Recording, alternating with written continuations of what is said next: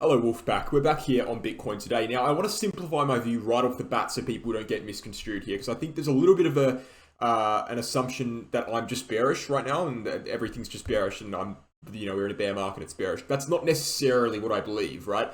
I've made this clear in videos in the past, but obviously when I use red fonts and my titles and I say we're in a bear market, it's easy to get misconstrued. So let's just get it off the table here, right? I wouldn't describe the market as black and white as people would like it to believe. I don't necessarily believe in just being bullish or bearish and that's it, right? And a lot of people would say, oh, well, Wolf is bearish and Whale is bullish, right? Whale's a fellow analyst myself. It's like not necessarily correct, right? I believe we're in a bear market. I don't think we've seen the macro bottom yet based on the charts that I've seen, right? Does that make me bearish or is that just an observation? I think it's just an observation, right? So yeah, I believe we're in a bear market. Does that make me bearish? I don't know. It's a little bit too black and white for my liking. So, before you say, oh, Wolf's bearish in the market and someone else is bullish and Wolf's bearish and you're bearish, so why do you disagree? It's like, well, not necessarily correct. I'm bearish because we're in a bear market. Now, when we see the confirmation that we're no longer in a bear market, cool. I'm not bearish anymore. Just because I'm bearish now, it doesn't mean I expect the price to dump, tomorrow. It just means that I'm observing the fact that right now, based on the charts, we haven't had enough confirmation to assume that we're not in a bear market anymore. And even the people that some people would deem to be bullish, like Whale, for example, agrees with that. He agrees that, yeah, we're in a bear market still. Because we can't just, see the bottom and say, oh yeah, that was the bottom and now we're not in the bear market anymore and anything else is bullish. It's like, no, you need to break critical levels before you can claim that you're not in a bear market anymore. So yes, I still believe we're in a bear market. And hence, generally speaking, I guess if you really wanted to, you could oversimplify and say I'm macro bearish. But I don't think it's a very good representation of my views. I just wanted to get that off my chest, right? I think a lot of people think the market is very, very black and white. Not necessarily the case, right? But what I can say, and this is what I'm leading into, what I can say is that Bitcoin has failed to close above the level that I would have considered to be a macro invalidation of the bear market, right? Or at least short term. We have, however, closed above the 200-week SMA. Right, and if we zoom back, the 200-week SMA is a critical level on Bitcoin. Has been for the entire price history of Bitcoin. We talk about it quite a lot. And, we've seen this hold for support on many, many occasions. It's marked the macro bottom on many occasions. But we have dropped below it before. And we have actually closed below it before. And we have wicked very far below it before. So, although this is a macro support zone and on the candle close, it's very, very important. We have closed below this thing before without continuing to the downside, right? Or at least extendedly continuing to the downside. And so it can make sense for us to close above it without extendedly continuing to the upside. What I'm saying is there's no clarity on the fact that this is a fake out or a breakout. Just because we close above 200-week SMA does not mean we are bullish, macro, right? So we need more evidence. And this is what I've been talking about a lot. What is the evidence we need? Well, in my opinion, the level we need to close above in order to confirm the fact that the bear market is in fact over is actually 28.6k.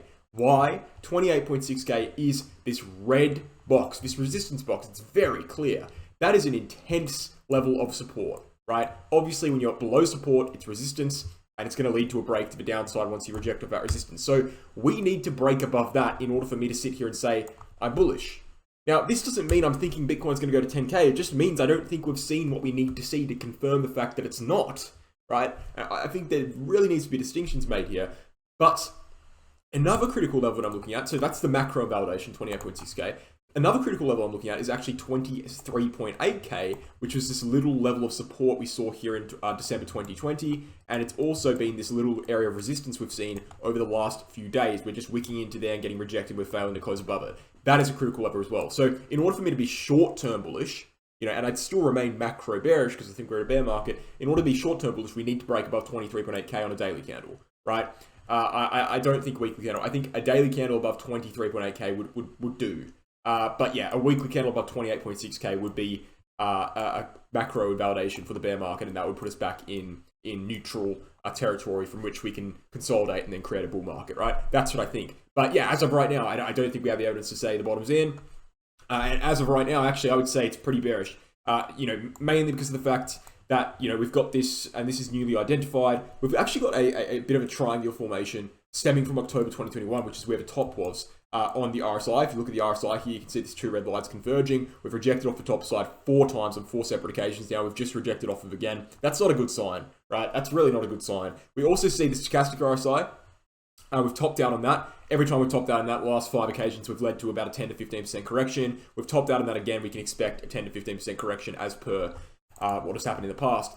But we also have the Bollinger Band saying we're overbought. But one thing we can say, which is good, is that we had this bear flag formation. We broke to the upside. We've come down. And we've actually closed right on top of the top line. And this could be seen as a resistance support flip, provided we hold it. Now, if we drop below 23K, it's not good, right? And we would be going back down to the bottom of the pennant of the channel formation around 20.7K by the time we get there. And so, yeah, I mean, right now, most of the things in the charts would say, this was not a sufficient weekly candle close. This close above 200-week SMA, yeah, it was good.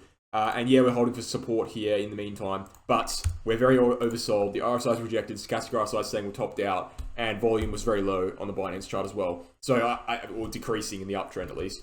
And so, yeah, I think that right now, if you are bullish short term, you are too soon. You are too soon. And you're not looking at the charts objectively. You are too soon if you're bullish short term right now. On top of all of this, on top of everything I just said, we've also got an M formation on Bitcoin, right? Double top formation on Bitcoin, right? At 23.8K. Like, how much evidence do you need to see that this chart is not, bullish? It's not bullish yet. And so, whether it breaks out to the upside or not is a separate issue. Because we have to understand that in TA, it's not certainties. There's nothing that's certain. It's all probabilities.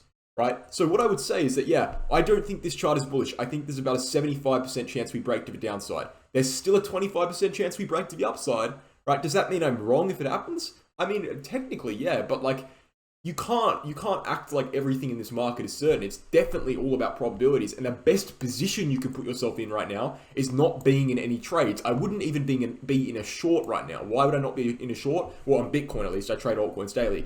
Why would I not be in short? Because we're on support, right? Lose that support, you can enter your shorts. But right now, it's simply a no trade area, right? I think that's very clear to me. I'm trying to make it clear to you guys in a non-aggressive manner. And it's quite difficult, but I'm trying. And another thing is Ethereum, right? So Ethereum, everyone thinks Ethereum's bullish. It's clearly not bearish. I mean, it's led the market to the upside, broke out of an ascending wedge formation, for God's sake. I mean, that's a pretty bullish thing. You don't necessarily always break out of ascending wedge formations. To the upside, came back down, resistance support, flipped it. Right now, we're seeing the same thing as Bitcoin. Top down stochastic RSI, hidden bearish divergence on stochastic RSI, hidden bearish, no, not actually hidden bearish divergence, just a straight bearish divergence on both stochastic RSI and on the RSI. So 2 bearish divergences, and we're right on top of support, and we had an evening star candlestick formation, or something resembling it. I wouldn't necessarily quite call it an evening star, but it's definitely something resembling it. So those aren't good signs at all for Ethereum either. And then Ethereum's and Bitcoin's got all these bad signs. I think the main point I'm trying to make is just it's not necessarily a good region to be short-term bullish, that's for sure. The DXY, which is something a lot of people have been talking about extensively, they've been saying, oh, the DXY is correcting massively, or DXY's, it's dumping, Bitcoin's gonna pump. Zoom out, dude. Like, zoom out. Yeah, it's gone down, and yeah, the S&P 500's gone up, and yeah, inflation maybe topped out. Who knows? We don't know yet. But to say this is a major crash, like, it's literally gone down to like a minuscule amount compared to the amount it's gone up, and we're in descending wedge formation, which is just bounced off support. So I think personally, if I was to guess, I would say that in the short term, the market would go down here, right? That's what I would say. And I think the opposing evidence to that point of view relies on the traditional markets, through which I can't make predictions on because I don't know what the inflation numbers are. So it's either you go on the bearish side in the short term, in which you have the evidence from the charts that everything's overbought right now, or you go in the bullish side, which, who knows, could have some substance to it, but there's a lot of blind speculation because the bullish argument basically says, okay, inflation's topped out, that's why the S&P 500 is going up. So you take the informed decision, or you take the uninformed decision. What's the more logical decision? You tell me. Regardless of what happens, you tell me what the more logical decision to make here is. I mean, that's my opinion. Obviously, everything's my opinion on this channel, but that's how I look at the market right now. So yeah, I think that weekly close, yeah, I mean, you can't say it was a bad thing. We did close above 200-week SMA. Obviously, it's a step in the right direction. You'd be insane to say it wasn't a good thing. Of course, it was a step in the right direction, and of course, it raises the. I mean, there's no denying that raises the chances for the bulls. But yeah, too early. And I think we'll end the video there. But before we end the video, obviously I'm going to look at my usual stuff, and that's Wolves Crypto VIP.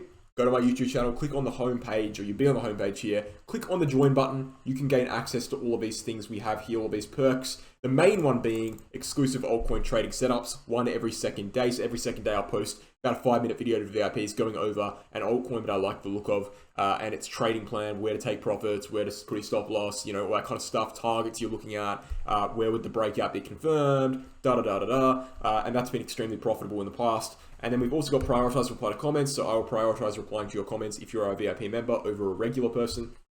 And then a 2-hour lecture on market psychology, so a free, well, it's not free because you're paying for it, but a 2-hour video in which I go over the fundamental principles of market psychology and how to implement those tricks in terms of mindset, changing your candlestick colors, all that kind of stuff, social media, how it affects your mindset, mainstream media, and